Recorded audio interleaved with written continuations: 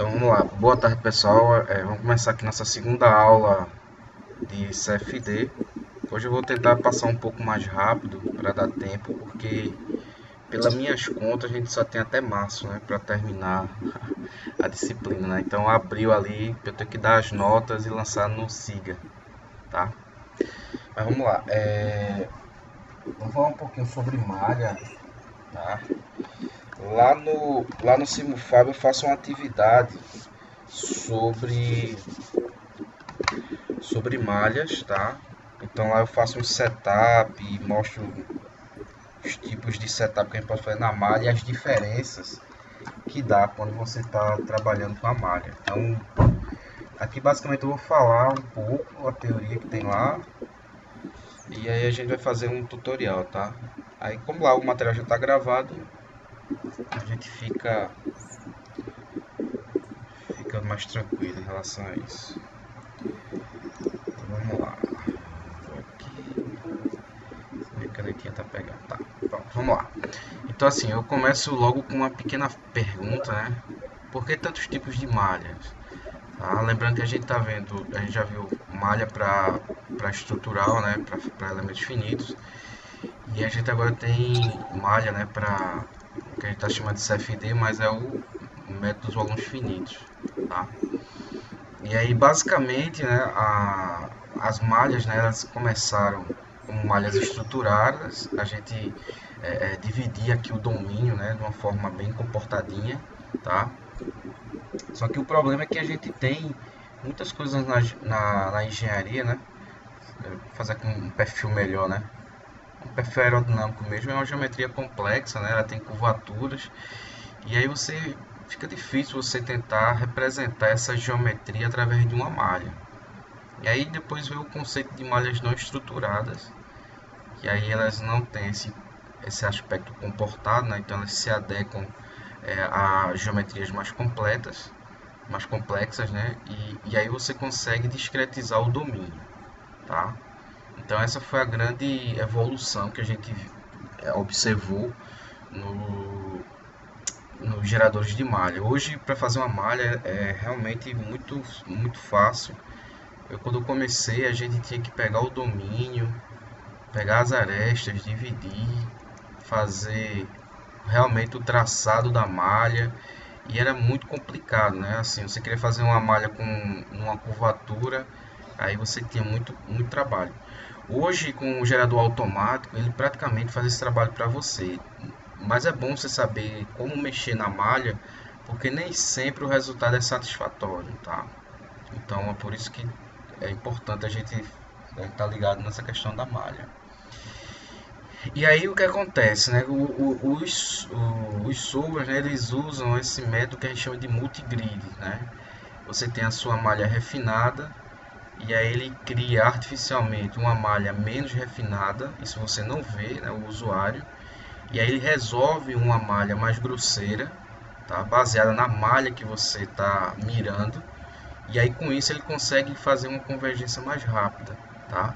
Então de cara ele já calcula bem mais rápido e vai avançando para a malha mais refinada até chegar na malha final que você realmente determinou o tamanho do elemento, tá? Então essa é uma estratégia numérica para melhorar o desempenho computacional.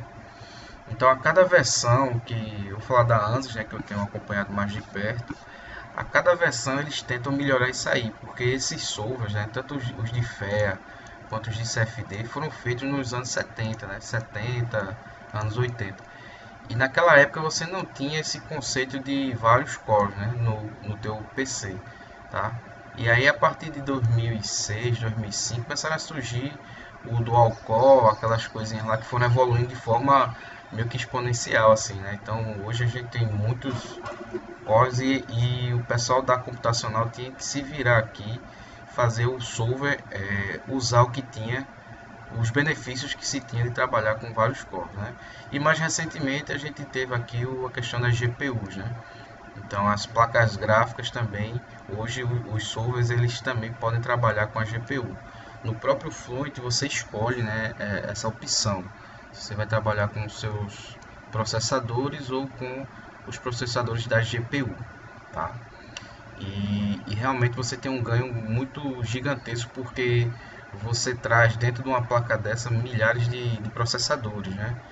2.000, 3.000 processadores que tem dentro de uma plaquinha dessa. E aí você consegue dividir esses cálculos. E por isso que hoje a gente faz cálculos de simulação transiente de uma forma quase que mágica, assim, né? E na verdade o cara está usando os recursos da GPU. É basicamente o que o Discovery faz, né? A ASUS tem um produto chamado Discovery, o Discovery, né? E essa família de aplicativos do Discovery, eles pegam os principais solvers que a ANSYS tem de estrutural, eletromagnetismo, CFD, e joga nessa plataforma aqui, que é uma interface mais simples de se usar, pelo menos essa é a ideia deles. E aí você faz simulações multifísicas de uma forma impressionante. Depois vocês assistem um videozinho da propaganda, é bem interessante, tá? Mas vamos lá, vamos adiantar aqui para não estender muito nessas discussões, tá? Então aqui eu tenho vários tipos de malha. A gente já vem fazendo malhas lá dentro do ambiente da estrutural. A gente sabe as questões envolvidas quando você tem uma malha triangular, quadrilátera, a malha hexa, tá? Então, por muito tempo, né, a gente que é mais antigo aí, que vem trabalhando com isso, a gente sempre sabia que uma malha hexa, ela tinha várias vantagens em relação aos outros tipos de malha. Só que ela tem uma pequena desvantagem, que é a questão da construção da malha. Então, mesmo você tendo um solver automático, né, para fazer a geração da malha, mesmo assim ele não consegue às vezes fazer a malha, e aí termina você indo para uma malha tetraédrica, que é o mais comum, né? Inclusive é o padrão de qualquer aplicativo, né, de qualquer gerador de malha, a malha tetraédrica, tá? Recentemente, eu vou mostrar aí para vocês, a gente tem agora a malha poliédrica, tá? Então essa malha poliédrica, ela tem algumas vantagens, né? Ela tem, digamos, a versatilidade de uma malha tetraédrica, né? E economia, né, de elementos em relação a uma hexa, né? Então ela traz essa vantagem que a hexa tem, que é a quantidade de número de elementos e de cálculos que você faz reduzidos em relação a uma malha tetraédrica, tá? Então essa figurinha aqui é uma figurinha clássica aqui da ANSYS, né? Então mostrando em que momento o cara está usando os elementos, tá? Então, por exemplo, quando eu tenho uma mudança de geometria que é mais ou menos complexa, então eu tenho que gerar uma malha tetraédrica nessa região, porque ela se encaixa melhor nesse tipo de geometria. Então você pode ter uma mistura aqui de malhas, né? Você pode ter, por exemplo, a camada de prisma, né? Que aqui na ANSYS os caras chamam de inflation, tá? Mas a gente conhece da literatura como prism layer, né? Que é a camada de prisma. Que a gente hoje nessa aula a gente vai aprender a fazer uma camada de prisma. E por que fazer essa camada de prisma, tá? Primeiro porque os perfis, né? Você pega aqui o perfil de velocidade próximo à parede, ele tem esse formato aqui. E para eu pegar essa característica, eu preciso ter uma malha extremamente refinada próxima à parede, que é o objetivo da camada de prisma, tá? Enfim, então uma boa malha, você vai economizar bastante tempo computacional, tá? Lembrando que hoje, né, o que os fabricantes tentam, né, é reduzir o pré-processamento, que pode chegar até 70% do que você está fazendo, tá, numa simulação. Então reduzir esse tempo aqui, esse trabalho braçal muitas vezes, é importante, porque aí você ganha tempo, né? Agora você tem que botar na balança, né? Você tem que botar numa balancinha qual é a melhor questão, né? Perder tempo na malha, porque aí você ganha no processamento, né? nas contas lá, tá? Então isso é uma coisa que você tem que pensar, né? Tem simulação que o cara passa 30 dias, né, rodando. Então se ele consegue melhorar essa malha, talvez valha a pena você gastar um tempo aí tentando reduzir esse tempo de processamento, porque 30 dias rodando são 30 dias com o teu servidor, né, teu cluster ocupado lá, né, com uma simulação dessa. Então quanto mais rápido, né, você puder melhorar a qualidade da malha, vai ser melhor para a fila, né, de simulação, tá? Então aqui a gente já trabalha com o ANSYS Mesh, né? Na verdade ele tá incorporado na mesma interface do Mechanical, tá? Aqui a gente está usando ele separado e ele basicamente é uma interface gráfica que foi pegando os geradores de malha que a ANSYS foi comprando, tá? Então ela foi comprando as empresas e foi pegando o que tinha de melhor nesses algoritmos aqui para geração de malha e criando um único produto, tá? Eu, por exemplo, eu comecei usando esse Gambit aqui, tá? Na época quando eu comecei a usar o Fluent, né? Então a gente tinha um pré-processamento que a gente usava o Fluent, o Gambit, né? Aí já tinha o Ice CFD que já tinha sido comprado pela ANSYS.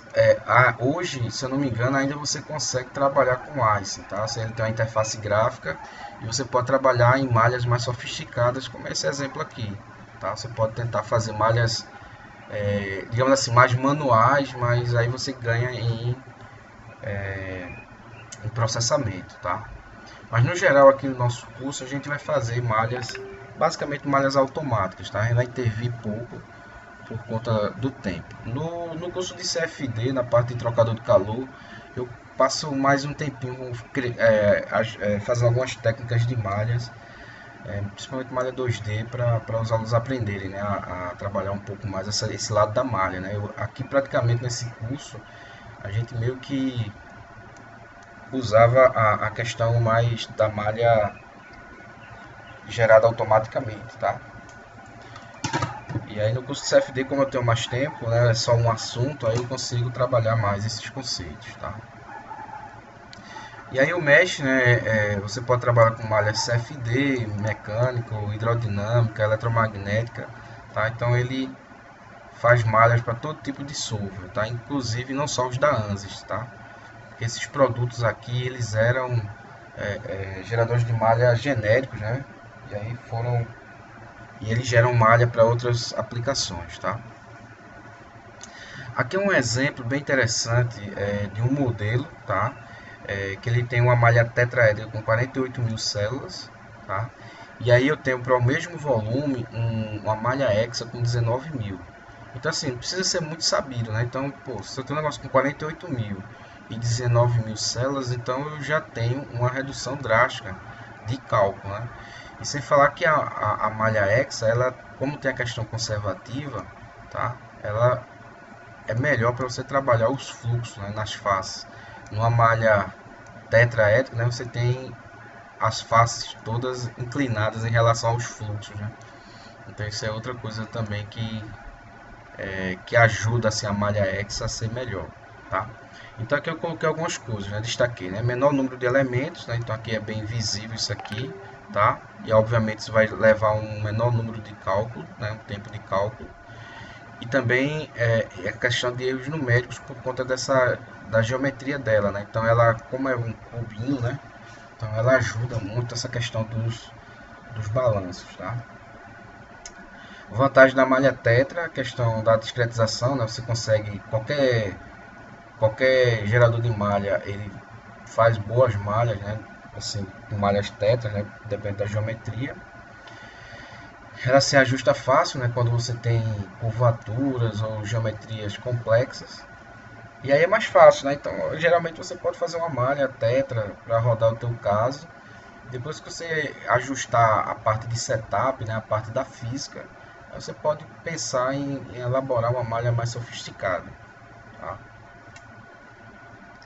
Então, quais são os algoritmos que tem dentro do ANSYS Mesh para a gente alterar, tá? Então, por padrão, ele já vem com alguns desses algoritmos pré-setados, tá? O PET conforme e o PET independente, tá? Então, o que é que acontece? Quando eu tenho a malha limpa, a geometria limpa, como é esse caso aqui, tá? Então, eu posso usar o PET conforme, tá? Então, ele vai gerar a malha baseado nessas superfícies aqui. Quando eu tenho o independente, né, é porque quando eu tenho uma malha que foi importada, né, e ela gera várias faces que na verdade não ajudam a geração de malha, aí eu uso esse cara aqui, tá? Então na prática é o que? Malha limpa, geometria limpa, PET conforme. Malha desculpa, malha não, CAD fuçado, né? Você usa esse cara por quê? Porque aí ele passa, ele ignora essas linhas aqui e faz a malha como se tivesse com uma face toda completa, tá? Eu já tive problemas com isso num coletor, onde a gente importou e aí veio todas essas faces aqui. E eu lembro que na época o aluno não sabia mexer nesses algoritmos e aí o que acontecia? Ele gerava muita malha refinada nessas regiões que não tem interesse, né? Então ele estava fazendo refinamento por conta das arestas, né? Ele encontrava a aresta e fazia as divisões. E aí ficava uma malha bem refinada em regiões que não tinham o menor interesse, tá? Como é o caso aqui, por exemplo. Ele refinou, ele não precisou disso aqui, ele fez a curvatura, a malha baseada na curvatura e também no tamanho da geometria. Então ele refinou ali, tá? Em relação ao tamanho. Então é bem poderoso aí esses dois algoritmos, tá? Para malha hexa eu tenho o sweep, tá? Que você pode fazer para corpos varridos, tá? Ou sweepáveis, eu criei essa palavra sweepável, mas na verdade é do sweep, né, em inglês. Então se você tiver um corpo que ele é varrido, né, você pode criar essa malha hexa e esse algoritmo tem, tá? Mas você precisa ir lá, pode fazer automático, mas tem hora que você tem que dizer qual é, de onde está partindo e qual é o target, né? Então você tem que dizer para onde ele vai fazer esse algoritmo, tá? Tem esse outro algoritmo aqui que é o multizone. Eu particularmente gosto de usar quando eu quero tentar uma malha hexa, tá? Ele é bem poderoso porque ele consegue pegar, por exemplo, em uma geometria como essa aqui que tem diferenças geométricas, né? Ele consegue fazer uma malha hexa, porque se você mandar gerar normal no modo automático, o setup já está preparado para uma malha tetraédrica, tá? E aí eu consigo melhorar essa qualidade. E aí dentro dele tem sub opções que você pode tentar melhorar a tua malha. Então depende muito do resultado que você quer, tá? Então você pode deixar uniforme e aqui ele mostra graficamente as diferenças, né, de uma geometria para outra, tá? Vai depender muito. Agora vocês tenham cuidado porque às vezes a gente perde muito tempo fazendo uma malha hexa e aí depois você vai e quer fazer uma camada de prisma. Aí quando você bota a camada de prisma, o solver lá do gerador de malha, você perde a malha hexa, ele gera tudo camada a malha tetraédrica, tá? Então tem que ter um certo cuidado para não perder tempo e perder de gerar uma malha hexa, tá? Aqui ele tem essa opção hexa dominante, tá? E aí eu não sei explicar, mas é uma recomendação da ANSYS, né? Diz que não é recomendável para CFD, tá? Não sei o motivo, né? Tá dando uma lida nisso, mas realmente eu não sei explicar porque essa hexa dominante não é boa para CFD. Aí tem as malhas 2D também, tá? Que basicamente eles vêm nessa mesma pegada aí. Se você conseguir, por exemplo, dividir o teu domínio, você ajuda, né, ao gerador de malha, que é o conceito de blocos que a gente chama. Tá? Então esse é um conceito que a gente usava muito quando estava usando o Gambit ou o Ice, porque obviamente se você divide aqui esse pedaço, aqui é um retângulo, então você consegue gerar uma malha hexa de forma fácil. Tá? Então a ideia era sempre fazer diversos retângulos na geometria, porque aí você consegue fazer a malha. Tá? Esse é um conceito que a gente usava quando tinha a malha manual. Aí uma coisa bem importante aqui pra gente, que lá no FEA a gente não se preocupava muito, né? Que é essa questão do compartilhamento da topologia, tá? Que é o Share Topology, tá? Então, por exemplo, lá quando a gente estava trabalhando, por exemplo, com a parte de contatos, né? A parte de contatos, se vocês lembram, as malhas do estrutural do FEA, elas são independentes, né? Que é o caso dessa figura aqui. Essa malhinha verde, você vê que ela não casa com essa azul e com essa rosinha aqui, tá? E a gente deixava assim, sem o Share Topology, por quê? Porque eu queria uma transferência, por exemplo, eu queria colocar uma carga aqui, tá? E aí eu sei que eu ia ter uma tensão aqui nessa face que ia ser transmitida para essa outra face. tá? E aí a gente não se preocupava em fazer esse compartilhamento. Quando eu trabalho com CFD, eu estou falando de mim, tá? Eu sempre ativo o Shared Topology, tá? Por quê? Porque aí ele vai conectar as malhas, né? Você vê aqui dos 3 corpos, tá? Ele vai conectar as malhas, porque aí você consegue fazer uma transferência direta de um domínio para o outro. Isso é muito importante quando você está trabalhando com CHT, tá? Que é a transferência de calor conjugada, tá bom? Aqui é uma outra figurinha bem interessante. Assim, uma dica de leitura, o livro de Mecânica dos Fluidos do Sengen tem o capítulo 15, tá? Tem um capítulo 15, que é um capítulo que ele trata de CFD, é bem legal, porque ele tenta associar a teoria do livro aos conceitos de CFD, e muitas coisas que eu peguei aqui, coisas que eu achei bem didáticas, eu peguei do livro lá, tá? Algumas atividades que eu escolhi para fazer, eu me inspirei lá no livro. Inclusive tem as discussões mais detalhadas sobre o que a gente vai fazer aqui, tá? Então quem tiver o livro do Sengel, né? Acho que é assim que se escreve, Sengel, tá? Esse livro é muito bom, todos os livros desse cara é bom.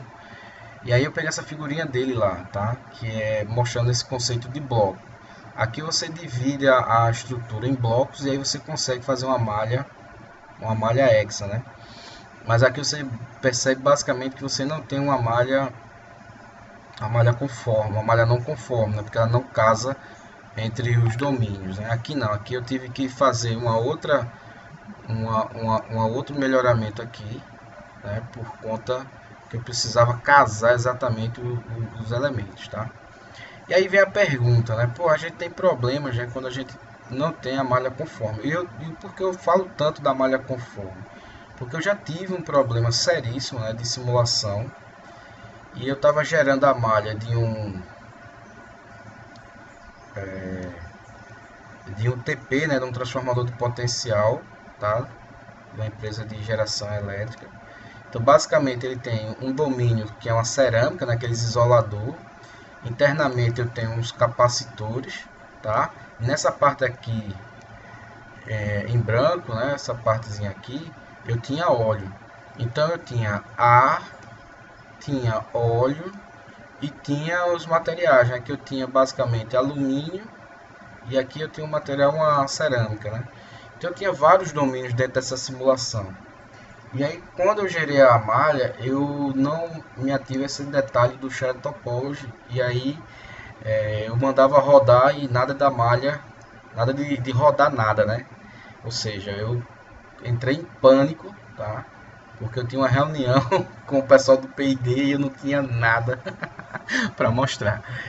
E aí é quando eu digo que é importante apertar o botão certo, né? Porque dá resultado, tá? Então eu sempre enfatizo isso aqui para os alunos, para eles terem cuidado, tá bom? E aí você diz assim, mas por que tem malha não conforme e malha conforme, tá? Então eu gosto muito dessa figurinha aqui, onde ela mostra dois tipos de malhas, tá? Uma malha híbrida, onde eu tenho a parte fluida como uma malha hexa e a parte da estrutura aqui desse componente automotivo aqui e malha tetra, né? E aqui ele mostra uma malha toda hexa conforme, tá? Então você observa aqui nessa região aqui você tem o alinhamento dos elementos. E aí ele mostra exatamente a questão da correspondência dos resultados, tá? Então se você fizer uma malha bem feita, você vai ter resultados similares. E aí você usa uma malha não conforme quando você precisa, por exemplo, essa malha aqui dá muito mais trabalho de fazer do que essa daqui. E aí quando você tem uma transição de um domínio para outro e você precisa mudar o elemento, e aí fica muito mais fácil você deixar as malhas independentes, tá? Só que aí você tem que criar uma interface, principalmente no Fluent, né? A gente vai criar hoje uma interface para você ter essa transferência desse resultado do fluido para o sólido, tá? Então na prática é muito mais fácil você ativar o Shared Topology lá no Space Clean, tá? E ele gerar a malha, o gerador de malha entender isso e já fazer a malha, do que você ter esse cuidado aqui que se teve aqui nessa malha, tá? Então são sugestões práticas. E aí quais são as métricas de malha, né? Qual é a vantagem, né, de você ter uma malha boa, tá? Então primeiro você tem que escolher algum tipo de métrica, tá? Existem vários tipos de métricas, tá? O que eu uso muito é o Skillness, tá? Que eu uso muito, né? Porque você vai usando a mesma métrica e vai criando sentimento. Você bate o olho e já sabe que vai ter uma métrica boa, tá? Para CFD o pessoal usa muito o Skillness, tá? E o Aspect Ratio, né? A razão de aspecto do elemento, tá? Então o pessoal usa muito essas duas aqui, tá? Para estruturar, o pessoal usa também a relação do jacobiano para ver aquela transformação, né, das coordenadas locais para globais e vice-versa, tá? Eu particularmente gosto muito de usar essa daqui, tá? Mas na prática o que acontece? Fuja de elementos distorcidos, né? Então, por exemplo, se você tinha um elemento que era quadrado e ele está com essa distorção aqui, ou aqueles elementos que a gente chama de elemento agulha, que é praticamente um negocinho assim, ó, parece um pedaço de caco de vidro, né? A gente chama de elemento agulha, ou seja, esses ângulos aqui, o elemento está muito distorcido. Então, independente de ser FEA ou CFD, você vai ter problemas de resultados, tá? E aí uma coisa que a gente faz, principalmente, né, na academia, é análise de malha, tá? Então, o nosso resultado ele tem que estar independente da malha. Então, se eu refino a malha e o resultado muda, então eu tenho que verificar aqui em CFD, eu tenho que verificar, deixar constante o meu resultado em função da malha. Então, a gente faz, no geral, 3 malhas, tá? A gente faz aquela malha mais grosseira para ajustar o setup, faz uma malha grossa, uma média e uma fina. E se a gente ainda tiver uma diferença de uma malha para outra, a gente faz uma extra fina. Isso, claro, depende muito do que está se simulando, se a gente tem máquina para rodar esse tipo de coisa, tá? Outra coisa também que você tem que observar é se os aspectos da geometria estão sendo capturados. Se você tiver uma curvatura e botar um elemento muito grande, ele não vai representar, né, o teu sólido, né, o teu fluido, tá? Então você tem que ter esse sentimento também de olhar os aspectos geométricos, tá? Senão você não captura a informação, tá? Outra coisa também que é super importante é isso aqui, né? O Y+, tá?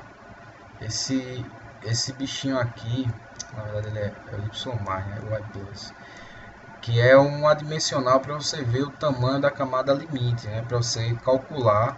Eu vou passar para vocês uma planilhinha onde você coloca os valores, né, de velocidade de escoamento, tamanho característico, tá? E aí ele já te dá o tamanho do primeiro elemento da camada de prisma, tá?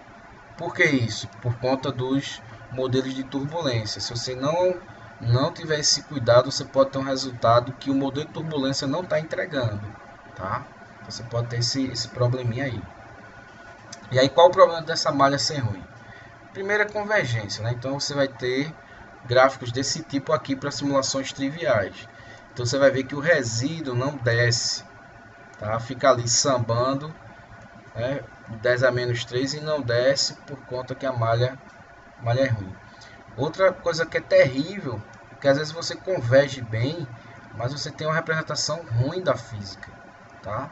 Então tem que ter muito cuidado com a física. Por isso que eu digo, sempre observe a física, tá? E veja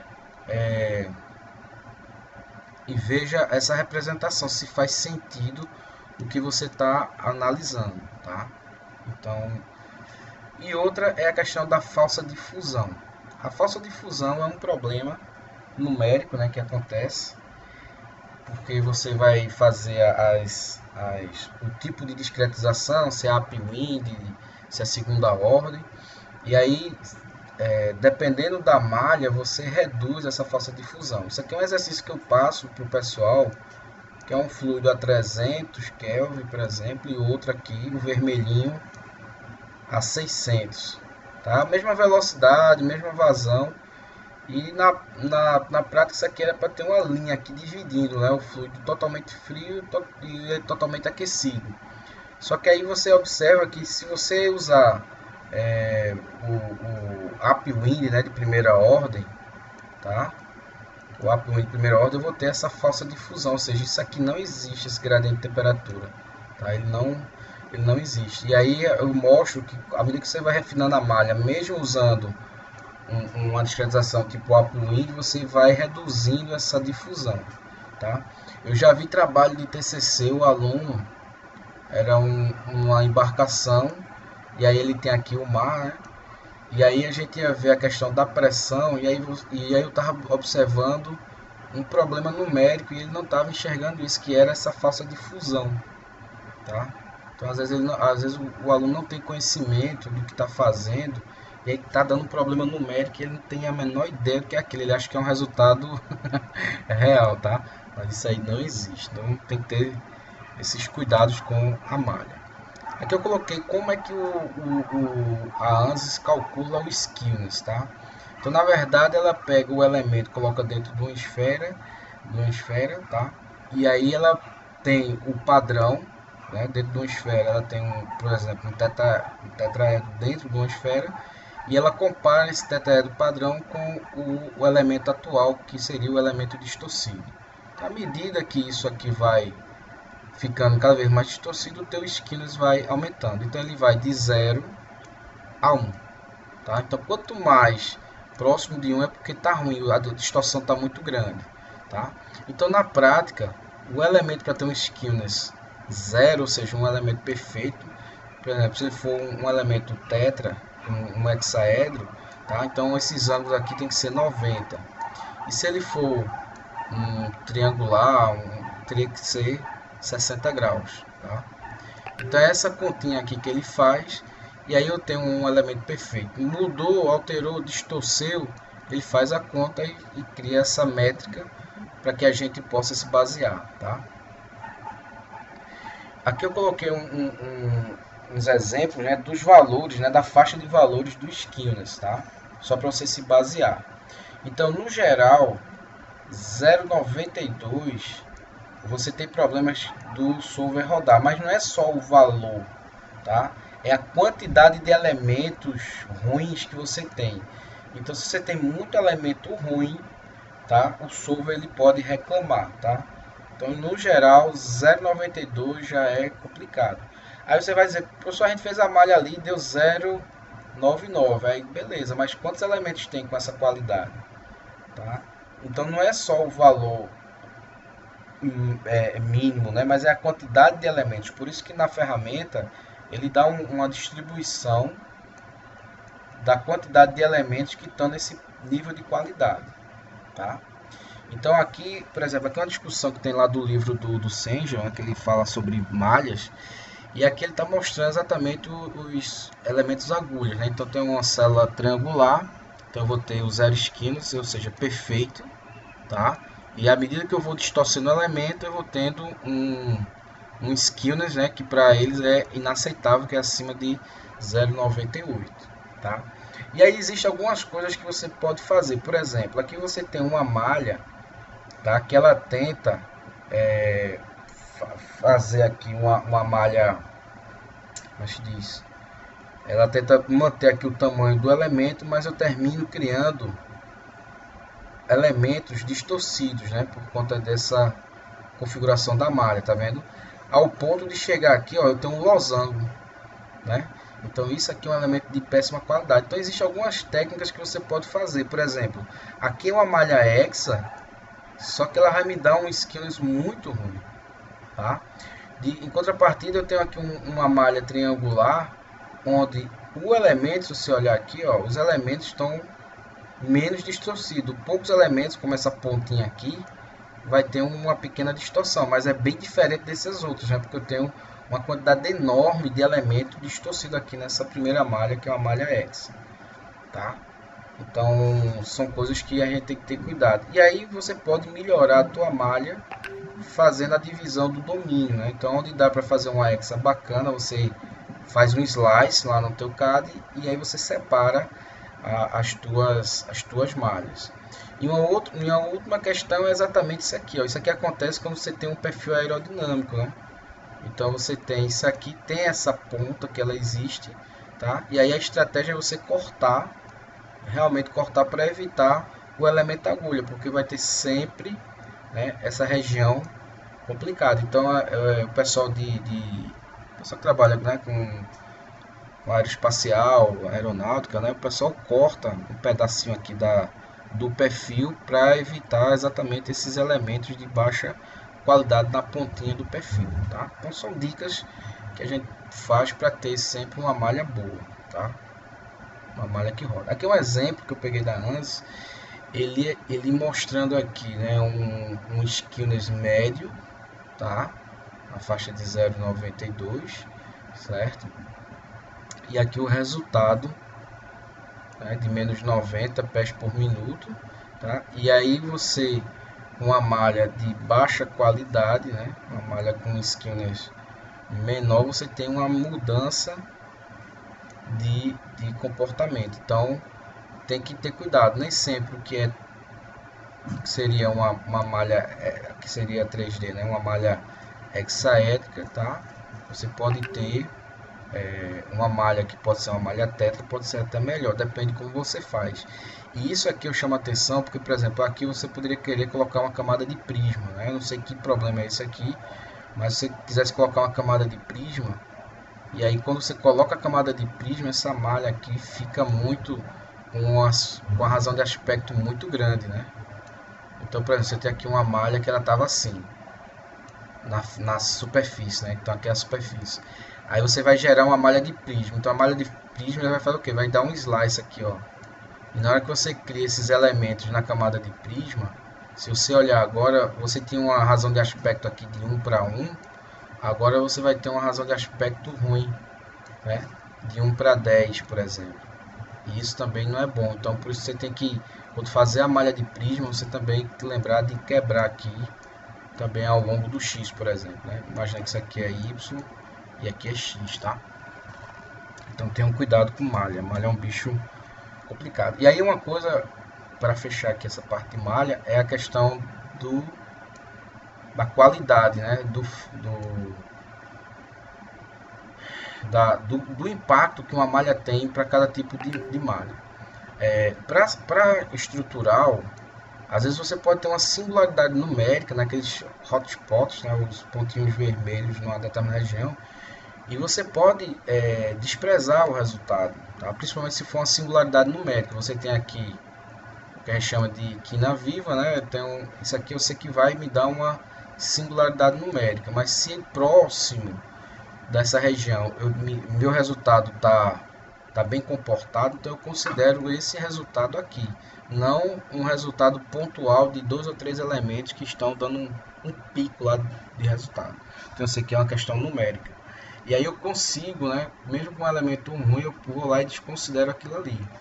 Já no CFD não, no CFD você pode ter uma propagação do erro, como eu coloco essa figurinha aqui da fofoca, né, o cara vai falando e a malha vai propagando e vai aumentando aqui o valor, tá? Por isso que você tem que ter muito cuidado quando você trabalha com malha X. Então aqui você vê esses dois plots aqui desse coletor, ó. Então, veja o plot aqui, você está vendo tudo azul, mas na verdade ele tem um pico aqui, ó, por conta de um elemento ruim, tá? E aí você, aparentemente na escala, você acha que isso aqui tá, digamos assim, frio, né? Quando na verdade, quando você corrige aqui os elementos defeituosos, você observa que todo o comportamento é bem diferente em termos de transferência de calor aqui do componente, tá? Então você pode ter um resultado errado por conta de um elemento um elemento agulha, né? Então tem que ter muito cuidado e avaliar com cuidado a questão da malha. Eu vou dar uma parada aqui no vídeo para não ficar muito longo.